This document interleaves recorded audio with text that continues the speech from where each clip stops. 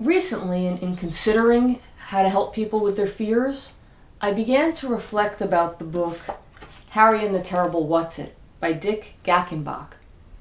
Now, I'm sure I thought about this because not too long ago I wrote an article using a different children's book. This book shows kids that facing their fears can shrink those fears down to size. And the clear message is that what gives fear its power over us is the fear itself.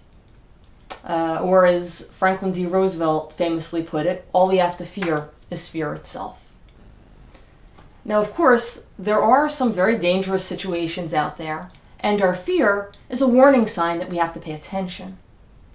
But all too often, our fears are out of proportion to the situation. And when that happens, the fear becomes the problem.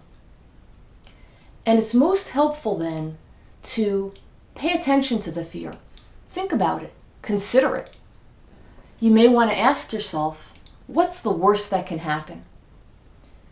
I've often found in doing therapy, when I ask that question to patients, that they find that the fear isn't so big anymore. It's not as bad as what they were imagining.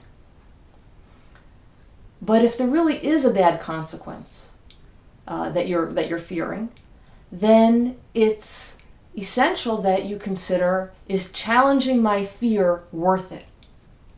If it is, then commit yourself to your goal. Look at your goal, not so much the fear inside, but the goal ahead of you, and go forward. If you persevere in doing that, you will ultimately succeed.